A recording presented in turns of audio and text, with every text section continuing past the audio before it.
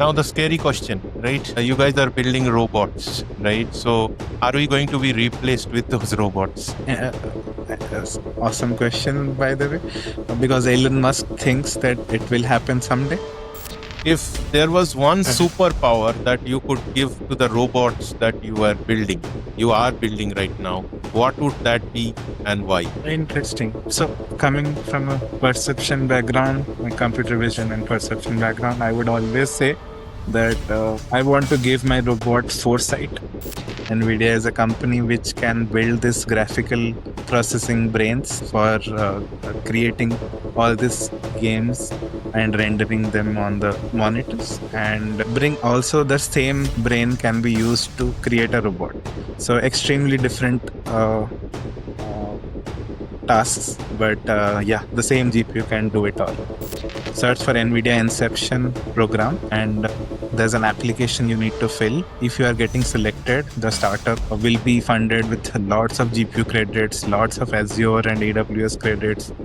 There's a core team at NVIDIA, Jensen's team, who takes care of this futurist technologies. But yeah, something I was fascinated by is like the currently with the Stargates, like the data center in space.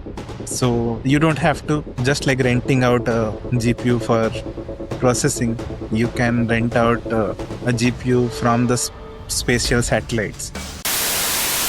Hello, everyone. This is Sudeep here once again. Welcome back to my channel. In today's podcast, I am talking to Ninad Madhab, who works at NVIDIA as a physical AI engineer and solutions architect. He builds smart systems that connect the digital and the physical worlds using AI, robotics, and 3D technology. Today, we will talk about how this kind of AI is changing the way machines think, move, and interact with us. But before we get started, I have a quick request. I have noticed that many of you watch my podcasts but haven't subscribed yet. If you enjoy these discussions, please hit the subscribe button. It's completely free and really helps me stay motivated to bring you more powerful and thought-provoking episodes like this one. Your support means a lot to me. And with that, let's get started. Enjoy the show.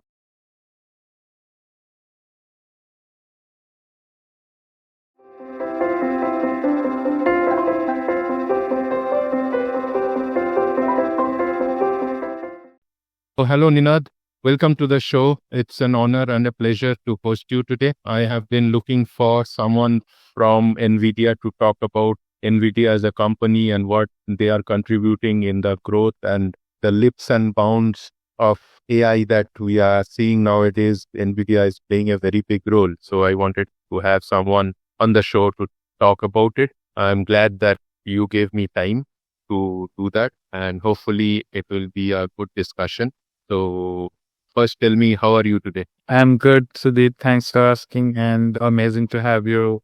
We have making to you the hats off that you're doing this, and always feeling you on welcome on these kind of shows where we give our insights on the technology that we work at NVIDIA.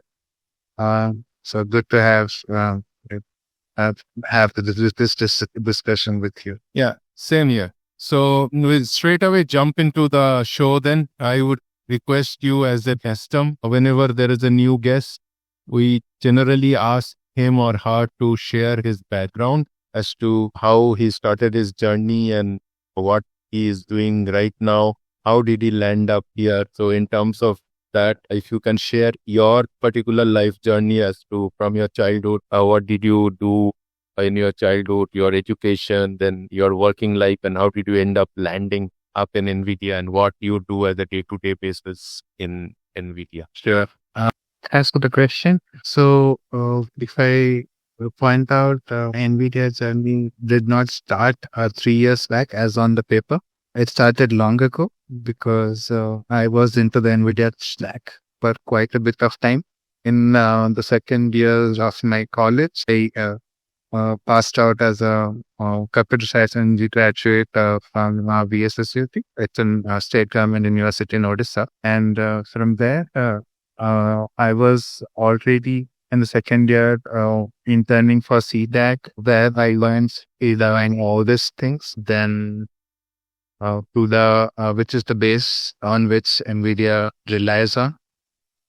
I learned all these things. Then I interned a lot of companies with this expertise, like on AI stuff, data analytics, data science, then bit on deep learning. Then I switched to computer vision and perception, which like hooked me up on a certain way that I can see the inference results in front of my eyes. And the kind of faster inferencing I found at NVIDIA was quite astonishing, because never have I seen, like earlier I used to face these challenges that whenever deploying a solution, it was never real time. Whenever there's a computer vision challenge and we are trying to scale across like 50 to 100 cameras at the same time, it was quite challenging task. Without NVIDIA, it was a prudent task to analyze all the aspects and optimize your neural network efficiency every time, reiterating on the same things. So rather than I switched to NVIDIA technologies and used CUDA and built from source with the kernels, and I found out that it was way easier and way relaxing to scale across multiple systems. So that's how I got into NVIDIA. I worked for a company, a startup, which was an NVIDIA Inception startup. So NVIDIA has NVIDIA Inception program, where it enables all the startups in the deep tech space. It analyzes the application and give them GPU credits, AWS credits, Azure credits, and all the community help they want, like marketing helps and all these things. So I worked for a NVIDIA Inception startup where they extensively used NVIDIA technologies to build the solutions. There I got a real-time expertise, or like on-site expertise on the NVIDIA tech stack. And then I made a switch to NVIDIA to dive deeper into the NVIDIA technological aspects. That's how my journey in there from not in college grad to NVIDIA looked like. Yeah, interesting journey indeed. So, I mean, as an physical AI, so explain to the viewers, what does physical AI mean,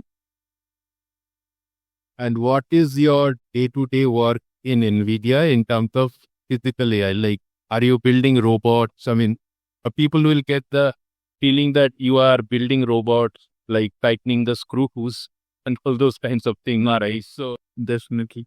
you were Okay. So the physical AI is a newly coined term, I agree.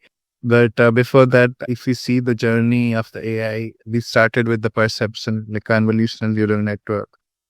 Then we went ahead and brought the generative AI era, like from the deep learning era, we jumped into the generative AI era. Then currently we are at the agentic AI era, where we are trying to build a lot of agents, which has the potential to automate each and every task, mundane task that we are currently doing. The next wave of industrial digitalization is something our CEO Jensen expects it to be physical AI.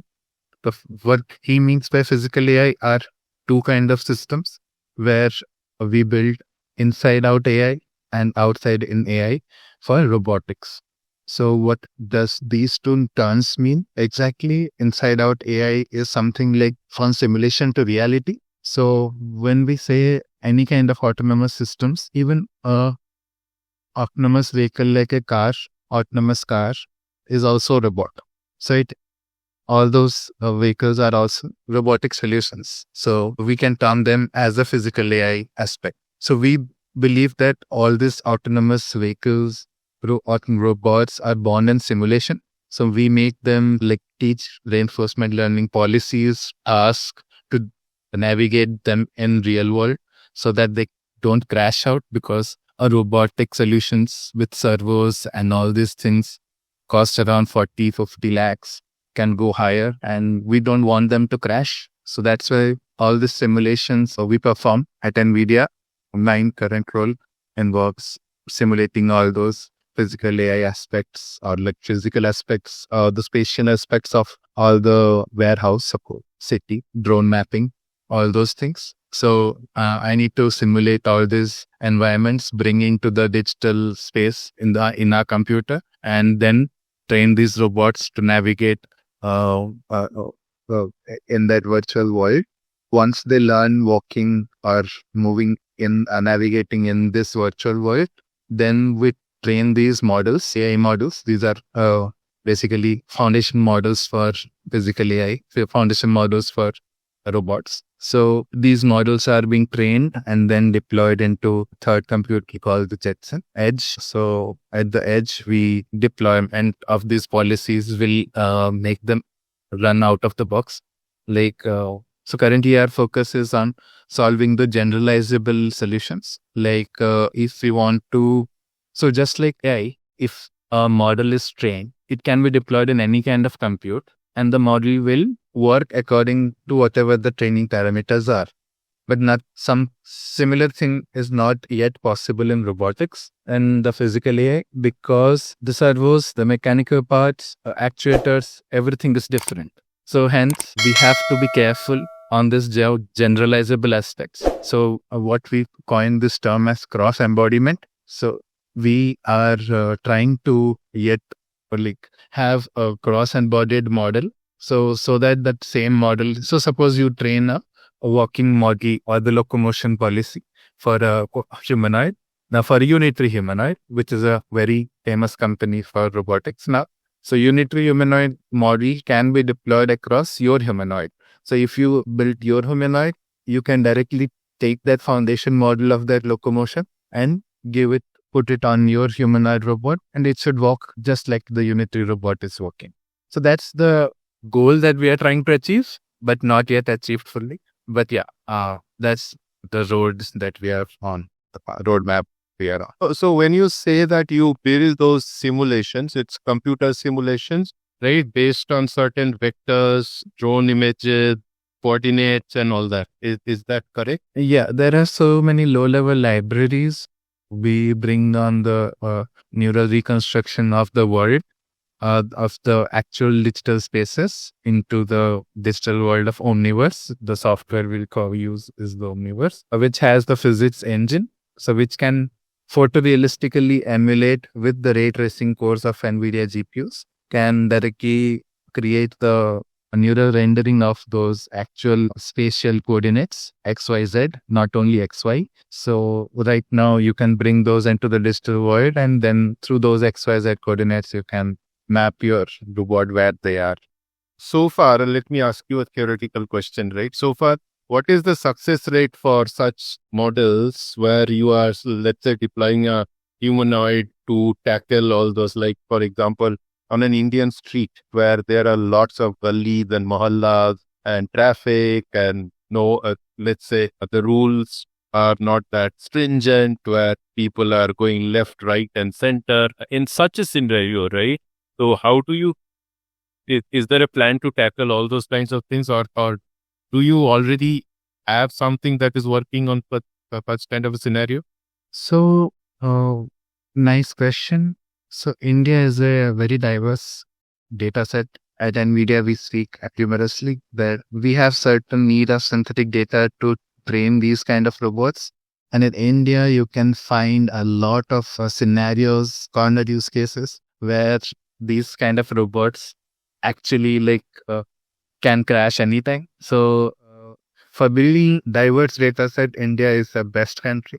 But right now, so as I said, there are two kinds of physical AI aspects, outside in AI and inside out AI. So the simulation part is the inside out AI, but outside in AI is something like from the cameras, you bring the data into the robot brain and then analyze what is suppose some accident happened in another room, then the robot will be aware through the warehouse cameras, or CCTV cameras or the RTSP camera, that some accidents happened in the room number 2 and I need to go and check there.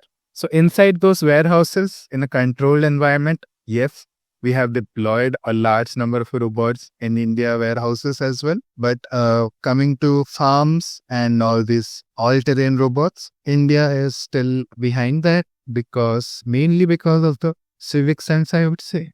Because in UK, there are a lot of fault-ridden robots that we have worked on and deployed, and they don't steal the robots or destroy them. Rather, they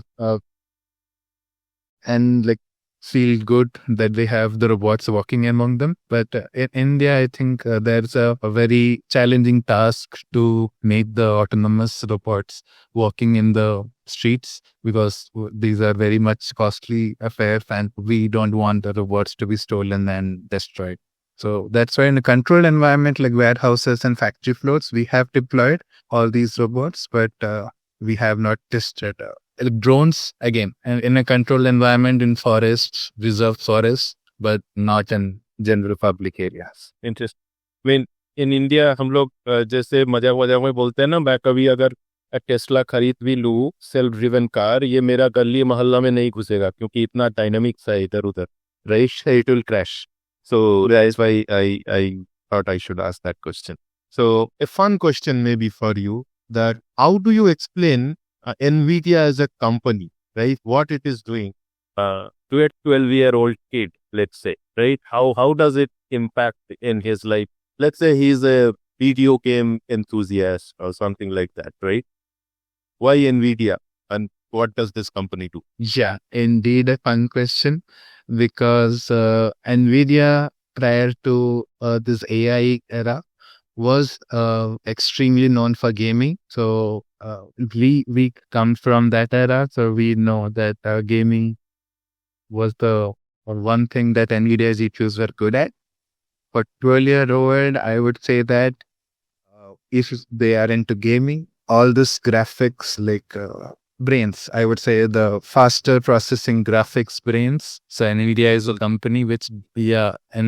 company which can build this graphical processing brains for creating all these games and rendering them on the monitors, and bring also the same brain can be used to create a robot. So extremely different tasks, but the same GPU can do it all. So nowadays we see a lot of kids are getting into AI and they are doing hands-on programming using Python, building a lot of stuff and all that. So if somebody wants to be a physical AI engineer like you, right? Where does he or she start? What he or she needs to learn, and what courses he or she should do? Does it have to be physical courses like playing with robotic parts or something, or it can be simulated in a computer and built there? So definitely that's a very practical question, because to be a physical AI engineer, you should start with the basics of computer vision, because perception plays a huge role for any kind of robot. And the more the robot is aware about its surroundings and where it is looking at, the more the robot can perform actions and more robust the software can be. But coming to your question, they should start with the basics of computer vision and then go about learning the mechanical modeling, the hardware, the CAD modeling and all those things, designing the parts, building them. And simulation is the best way to get started, easiest way, because you have pre-built lakhs and dollars of robots already pre-built. You can experiment, crash, you can build a funny robots doing dancing and everything in the simulation itself, rather than having the physical system at your place. And once you are purely happy with your results in the simulation, then you can think of having the physical robot and then deploying these policies and making them a reality. But always good to get started in the simulation. Sorry.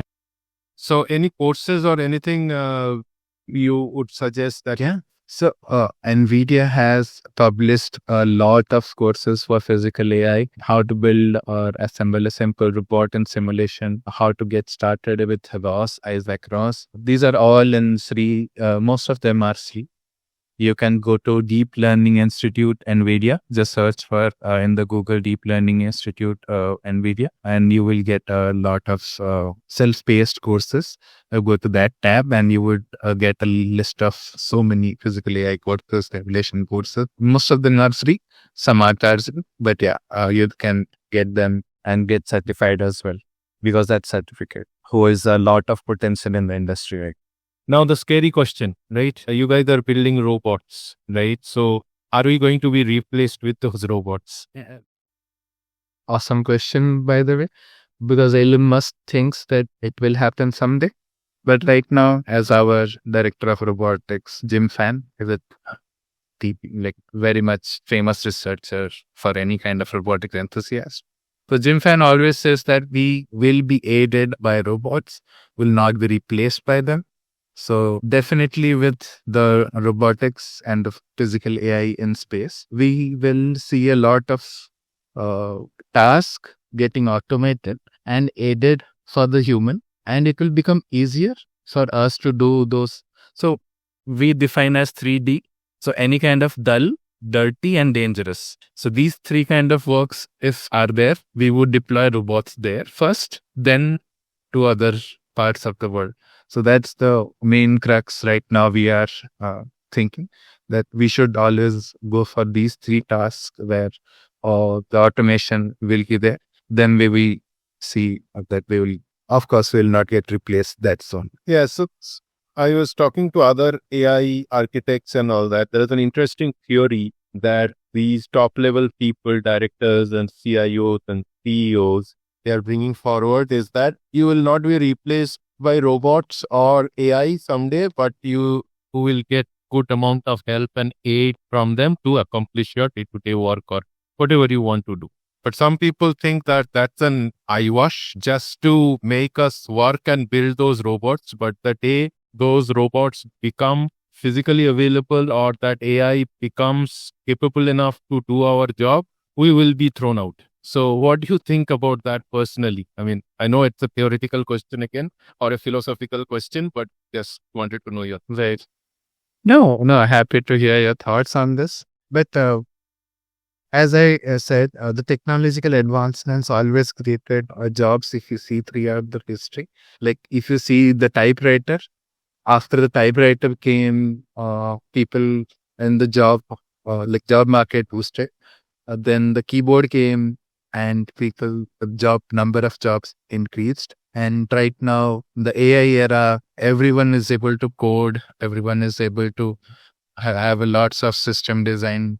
So who knows? Good system design has the basis of how data curation is possible. They can create these AI systems, agentic AI, physical AI, rather generative AI, whichever AI systems in a better way. And hence the number of jobs will be more rather than less. Yeah, right. I also agree to that, but that's just a theory that is floating in the market.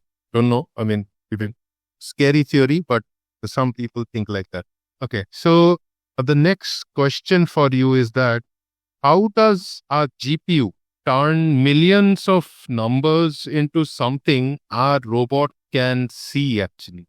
So I know it's a bit of technical question, but with your expertise, if you can simplify the answer for the viewers, because a lot of people have that kind of understanding that zeros and ones, how does it change and all those kinds of things, right? So if any simplistic answer is there, you can help. Sure. I will try to simplify as much as possible. But if you see if an image or a spatial object is being taken into consideration, everything can be classified into pixels and matrices. So just like computer works on matrix multiplications, so the number of when we are trying to interpret any kind of image, always convolute or over the matrices.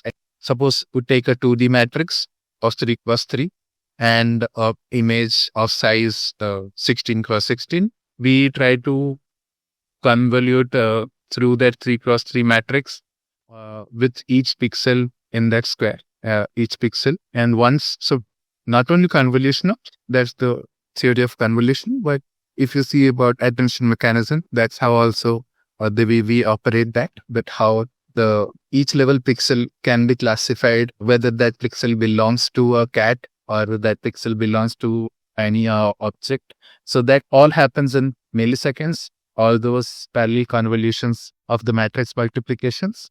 And from those matrix multiplications, we try to figure out which are the edges, objects, and what is the coordinates and everything. And that's how we understand what is being seen in the camera or depth camera or those sensors. Very simplistic. Thank you so much for that. So I had a question, right? Earlier you said that you work on a lot of simulation. So simulation is necessarily, if I'm not wrong, correct me if I'm wrong, it's a synthetic kind of data, right? So there's a big challenge in the AI world where we see that AI models work well on synthetic data, but when they are exposed to a real world scenario, real world data, I mean, sometimes it goofs up, fails, and then we have to go back to the drawing board again and all that things happen.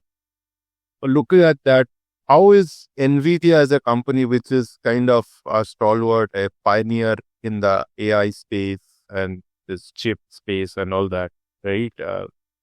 How big is the challenge for you guys also is this, and what is your vision to capture this kind of a challenge and solve this kind of a challenge? So yeah, sim to real is actually a research problem which you are trying to address here. It's a simulation to reality. We at NVIDIA try to solve it via what adding another layer of steps, like between sim to real. So suppose the physics engine. So coming from the photorealism. So why we need photorealism is because of this, because the reality is much more, the lighting environments is much more dynamic. The weather is much more changing. So that's why we need that kind of photorealism into the training method as well, simulation method as well. That's why we focus on rendering the exact environment to train the robot with the kind of photorealism to match exactly to the real world.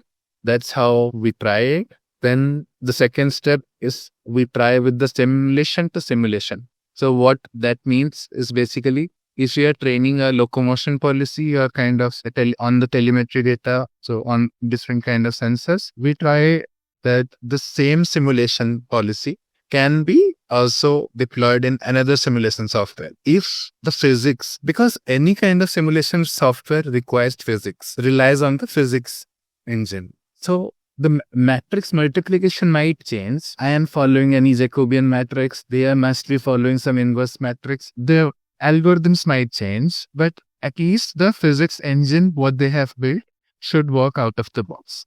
So that's the concept we go for. That's why always we have a added layer of safety of simulation to semi. Like suppose we have Isaac Semi, which is a simulation software we use day in, day out for robotics. So in Isaac Sim, if we tested a policy, that same policy should be working in the Mujoko, which is Google's simulation software for robotics. So if that simulation to simulation gap is not there, then we try the sim to real. Then also after sim to real, we have to make so many changes in the damping because of the damping and the weather, humidity and all those. We have to use real to sim. So these are the 4 steps involved. So we first make the simulation, sim to sim transfer, sim to real, and then real to sim. Okay, interesting. That's a good way to look at the simulated data and the real data. Maybe viewers who are interested may also try this kind of an approach and see where they'll end up. So the next question for you, right? In this field of building robotics, humanoid and all that, I'm sure everybody does mistakes, and I'm sure you have also had your fair share of doing mistakes. So what is the biggest mistake or blunder you have created, and what did you learn from that, so that anybody watching can learn from that and maybe take a lesson out of it? So it was not a blender, but yeah, awesome question. It brings back memories. But yeah, earlier when we just started building these simulation to real robots, we had our fair share of mistakes, but we didn't knew a lot about mechanical parts, servos and all. So the servos that we were using in the simulation and in the reality were different.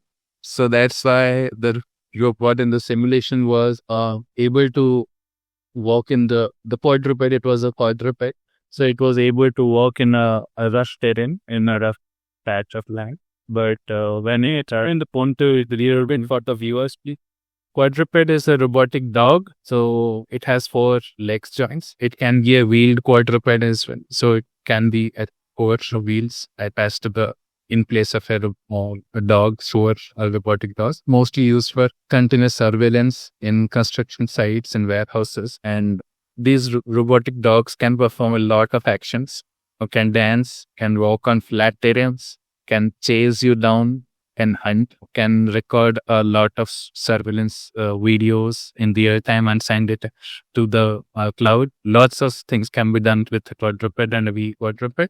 But yeah, with delivery, even River is a company that we work with, which use quadrupeds to deliver food. So we can think how Swiggy and Zomato might evolve about delivering these things using these robots. Even Indian armed forces are using quadrupeds, I believe. Now they have introduced. So they are using, yeah, but current focus is on the drones for defense. They want to crack the drones aspects of it first, then go into these quadrupeds right now. For defense at least. So continue on that. Yeah. Okay. So that quadruped was actually bouncing off, like in the rotate. We were using a servo motor, which was only limited to a distance of 5 meters. So after that, we never knew that the servo had that limitation. But in the simulation, we don't think of that limitation. So we just trained that model and put it on the quadruped. The quadruped was doing a back kind of slip and falling it flat into the body of the quadruped, on the body of the reverse side. So we never expected that result, but yeah, because of that, again, we had to purchase another set of body replacement. So yeah, sometimes we don't know or actually that what are the actual mechanical as configuration of the parts. And in the simulation, it's easy to assume everything. Yeah, and definitely in the reality, you have to be more aware. Okay. So again, maybe a futuristic or a philosophical question. If there was one superpower that you could give to the robots that you are building right now, what would that be and why? Interesting. So coming from a perception background, my computer vision and perception background, I would always say that I want to give my robot foresight. Foresight means it can predict the future action, like using autoregressive frameworks and autoregressive attention mechanism. It can predict what is going to happen in the next 5 seconds. So if from the seeing the future. So there are networks we train where these synthetic data kind of things are in real time given to the robots with the reasoning aspect, so that the robot can actually predict next 5 seconds of the scene and then think of what action I can take. And then before that action happens, even we can save that, like not happening from that, any kind of accident or like that. Yeah, I mean, that's an interesting thought because it will only operate on data, right? Oh no. So autoregressive networks can predict. So basically there are models which can be trained to predict the future frames. So using a combination of generative AI and reasoning, these models are being trained where you can predict the 5 seconds, not much, like 1 hour of your life, but at least next 5 seconds of your life can be predicted, right? So that's how these networks work. And we embed them into the robots so that they are much more aware and prepared basically to face any kind of devastation. Okay. Right, I got it. So I was thinking more in terms of the regression algorithm of predicting whether it's going to rain today or not based on past data and all that. So that kind of thing can also most probably be used, but you are the expert. I'll not go. So yeah. What is the simplest example where simulation, you said you use Omniverse, right? save time or money in a real project that you have actually worked on? I mean, if you can describe that project and how it has saved time, money, something like that. I mean, anything that comes to your mind. Awesome question. So I cannot tell the details about the project because it's under NDA and stuff. But it saved. So once we have the digital twin, when I say, is a bidirectional thing. So whatever data that is manipulated in the digital space is also pushed over there to the real world facility or the real world warehouse or the store. So, on this, all these autonomous stores that we have built across. So in those autonomous stores, there are no people, but there are only few robots displacing from one place to another, refilling all those things which are empty. Meanwhile, while performing this outside in AI, there were spaces which was kind of a blind spot for the robots and also for us. But with the digital twin, before the cameras were placed, we were able to in the digital twin itself, the layout planning was done in a proper way so that the calibration file at the end we saw was a stitched map of the whole warehouse and the store. So if suppose you already had placed the cameras before doing the digital simulation, I think the robot would have crashed at that point. All the robots would be, because that was kind of a blind spot for them. Lots of rewiring, cutting, all those would have been taken place. But with that digital twin concept, we did not have to do that before the layout planning was done already. Good one. Lot of things to learn actually. So and sometimes gives me a strange feeling as to what world we are living in and where we are getting from the time we grew up at NOSAC. I also think sometimes that all these technologies are so much more advanced and it's getting out of hands because we're evolving at a very fast pace. You have to keep on updating our knowledge bank every now and then with the upskilling and a lot of algorithms, lot of research happening worldwide, lots of billions pushed into AI, and we have at NVIDIA so much responsibility to deliver. Yeah. The whole industry and mankind is looking forward to NVIDIA to take this forward, maybe. So that brings me to an interesting question. I mean, you are an expert, right? Already an expert. So how do you keep up with these technological changes? I mean, do you study a lot? You hear podcasts or you do a lot of courses? You try hands-on stuff? What is your mantra to keep up to date? Because it's virtually impossible for a human being nowadays to keep track of everything because overnight things are changing. Every minute, every second, new things are coming up. So what's advice and how do you personally tackle this kind of a challenge? Yeah, awesome question again, because lots of students right now reach out to me on this, that how do we keep up with the pace of the technological advancements? And not only students, it's always because for industrial experts also, once they are into a certain domain, switching the domains isn't that easy. But I always start my day with a lot of newsletters. So since I'm working in the AI space and the robotics space, there are 5 to 10 newsletters that I have subscribed. I know they are good because I followed them a long ago, and I keep them updated with the current news of what is happening in the AI and the physical AI space.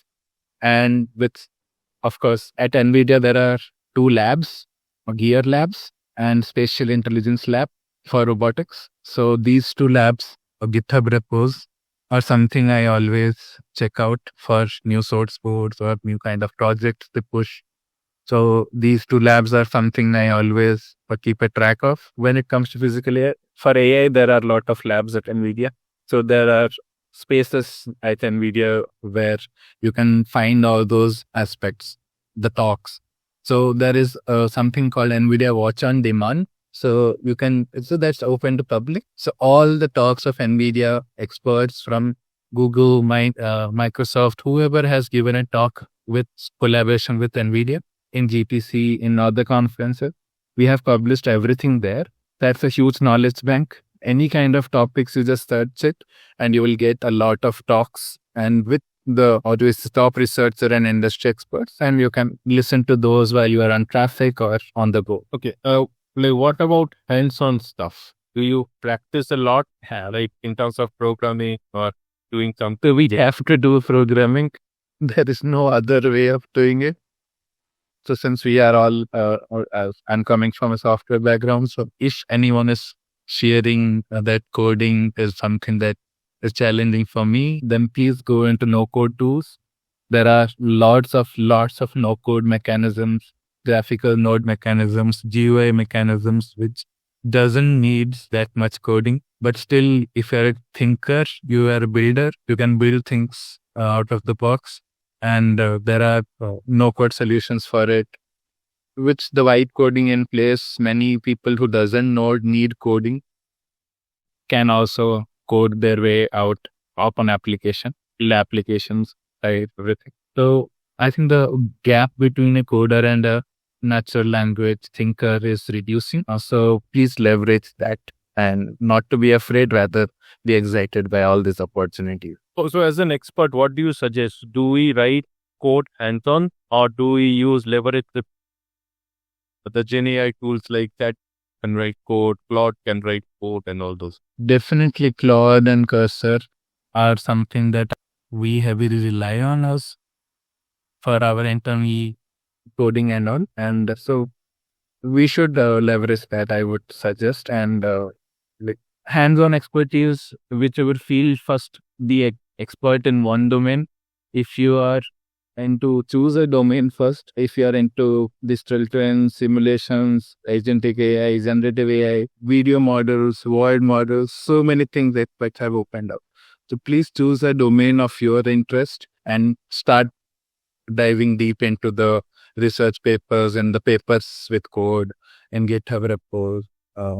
Some at least you should know how to read that code. Understanding the code is much more important than writing that part of code. So if you are able to understand the GitHub's repos and the codes and the deployment ways, the Docker ways or the M charts, or so many deployment ways are there, Kubernetes. So if you understand these mechanisms of deployments, I think it's much more easier to get into all those domains. Yeah, somebody told me that it is nowadays you have so much efficient tools to write codes for you. You do not need to write codes from the scratch. You can get those tools to write the code for you. What you need to understand is how to read the code. If the tool is giving you the right code or not, that you should understand. That's the game changer now. Definitely.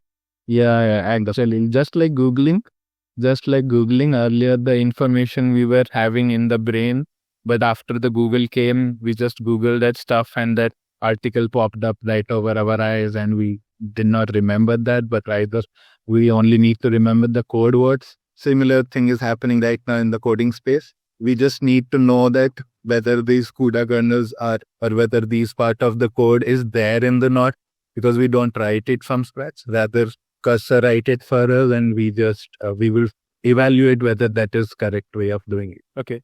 So you have built obviously a lot of robots or tried building a lot of robots. What is the most common and often made mistakes by engineers when they are trying to build a robot kind of a thing? So as I said, like earlier, the approach was more of a trying the mechanical parts first. They were always thinking of how we'll join the robots, make the movable parts, and like the 6 degrees of freedom, these kind of attributes, and then get into the software and the simulation. But right now, the approach is just the reverse. We just make the robot in the simulation, train them how to pick and place, how to navigate, then we deploy in the real world.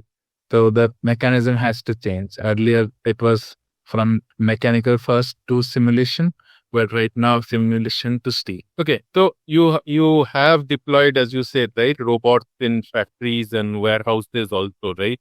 So when a robot, let's consider a scenario, a robot fails, whom do you blame? Is it the robot, the company, the data? Whom do you blame?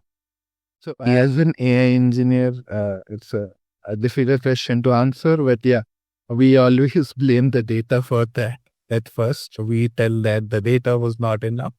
But yeah, interesting thing, because most of the players out there, I always see they don't give enough time to build the data plus system design part of the whole technology. If they're trying a humanoid, they will understand all the aspects, simulation and everything.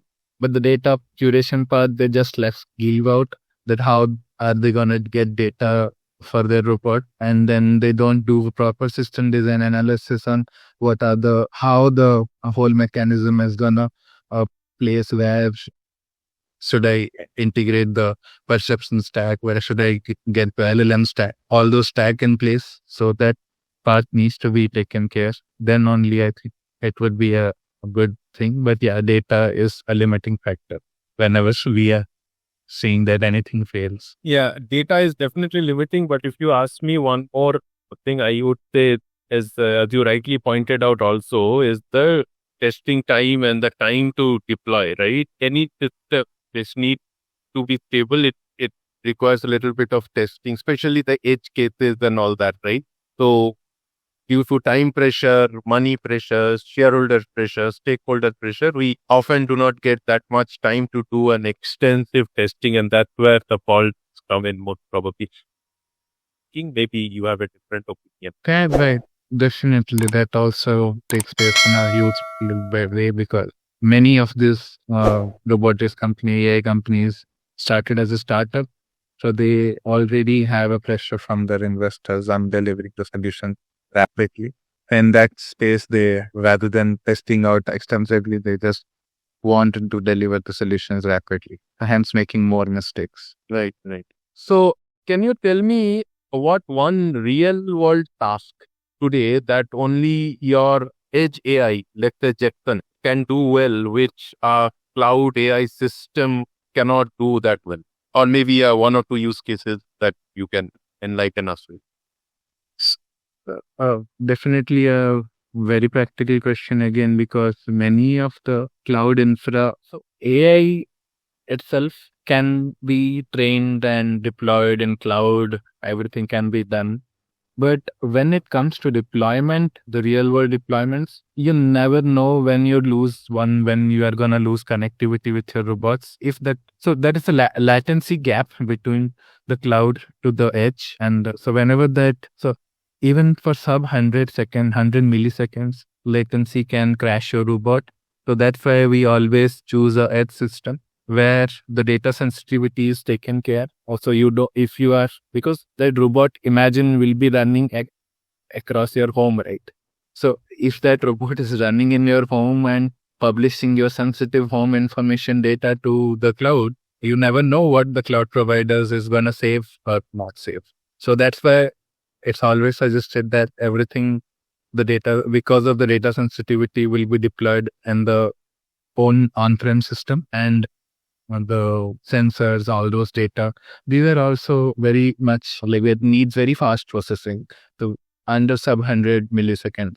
So that's why the edge AI stands out in terms of robotics when rather than cloud processing. But of course, we currently are coming up with technologies of an hybrid model where all this data sensitivity, curation, and retraining will be there in the inference will be doing in the Jetson or the edge devices. But suppose you want to train your robot for a new task. You bought a humanoid to your home. You want that humanoid to suppose do our Indian households have making of rotis. So making of rotis is not a standard task a humanoid is already trained with. Showcased 10 to 15 videos of to the robot that this is how rotis are made in our Indian households, and you need to do rotis for us from now. Then it should be able to train that in the cloud, not on-prem, and that model we then over the air update it to your humanoid, and then you can see that your humanoid will be able to make the rotis at your home. So that's something, a good use case I can think of. So are you guys also using SLMs for these edge devices or not yet? So definitely like we use SLMs because though sometimes we don't want a billion parameters to have on a robot. Just a small million parameter models would also do our task, like taking some commands and stuff like SLMs are surely in place because of these agentic solutions that we are pushing right now. Lots of decision making lies on SLMs or LLMs. Okay. Now a fun or a scary question, right? Anything NVIDIA is working with, we do not know, or as general public doesn't know, with the kind of scary discovery that may shock us in the future, or maybe few months, few years down the line, that we never saw this coming, right? Anything you are aware, anything you can share? I know. Yeah, that's very an awesome question for fun in defense. But yeah, there's a core team at NVIDIA, Jensen's team, who takes care of the futurist technologies. But yeah, something I was fascinated by is like the currently with the Stargates, like the data center in space. So you don't have to just like renting out a GPU for processing. You can rent out a GPU from the spatial satellites. So the data center is going to space right now. So rather than solving the energy crisis in the world, we are trying to have the spatial data centers where the energy is limited, and from here the communication will be there, satellite communication. So through that also we can solve the data center challenges that we are facing right. Energy challenge mostly, yeah. But I am not that much aware of any kind of new technologies that is going on with the video right. That's fine. That's fine. Okay. I think we are nearly an hour into the recording. Last couple of questions. For one question is that all these things which NVIDIA is working on, right, in the Indian context, how can Indian startups, Indian builders, Indian research organization benefit from them? And are they also working with you to build up an Indian ecosystem of research, development, startup, building of new products and all that? Can you throw some light on that? Yeah, definitely. It's a very good question in the startups and entrepreneurial space. And the kind of startups we work with are very much innovative. And in India, I've never thought, but yeah, they have the capability of building these innovative solutions with respect to the agentic AI and generative AI and the physical AI. So we are NVIDIA Inception, as I told. You can just search for NVIDIA Inception program, and there's an application you need to fill. If you are getting selected, the startup will be funded with lots of GPU credits, lots of Azure and AWS credit. So the compute will not be a deciding factor for them. That startup is trying to dive into deep tech and robotics. I'm happy to connect because I help a lot of startups, research and research institutions, and I work with them day in, day out to make these kind of physical simulation to reality possible. So happy to connect. So any, as you said, you work with a lot of startups. Any interesting stories you can share as to someone is doing or building something which is astonishing, which is very surprising, which will shock us in the near future? Any stories that you can come across? I mean, you can keep the secrecy part, but any overall idea that you can give? Yeah, lots of startups in the road traffic management space right now. So many people are trying to make the roads a much safer place. So for that, not only roads, but airports and all those public places. So for that, we are working with lots of startups, which will create like map of the whole city, where the calibration map, you can actually track multiple people. So I can track through your face across multiple cameras. So if I found any suspicious person right now, the government has the ability to track that person throughout how many number of cameras they know. So multi-camera tracking is something that is near future deployed in the spaces, like the physical spaces of India, and lots of like the construction monitoring.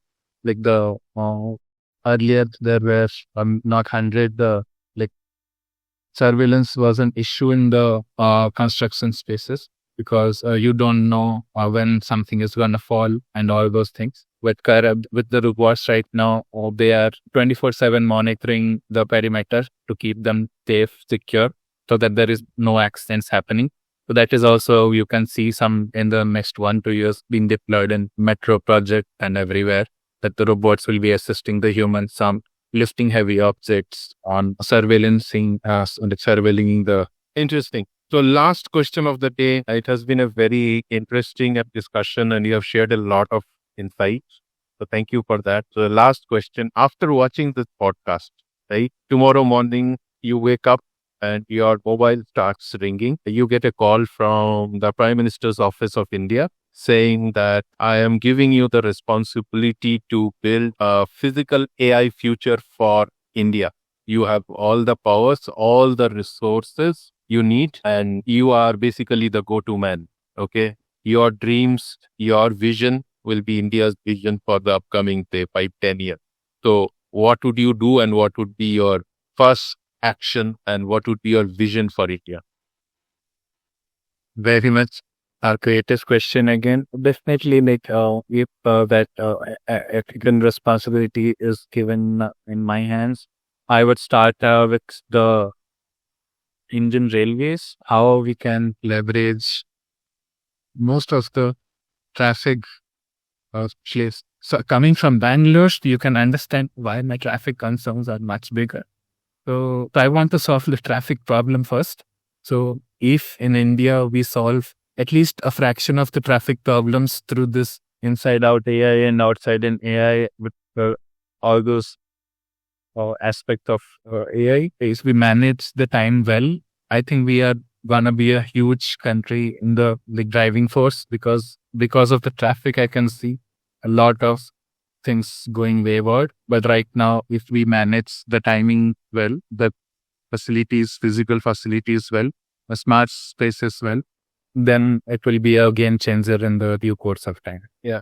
So like Abdul Kalam was called the missile man of India, I will end this podcast by giving you a title of the traffic man of India, if you don't mind that.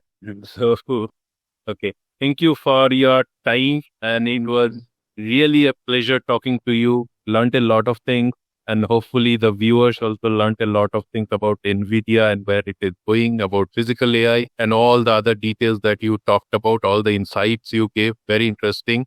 Very, very, sound reasonable and a lot of interesting stories. Okay. So once again, thank you so much for your time. It has been a real pleasure and a real honor. Depending on how this podcast goes, if there are more requests, I will come back to you to maybe record a second session.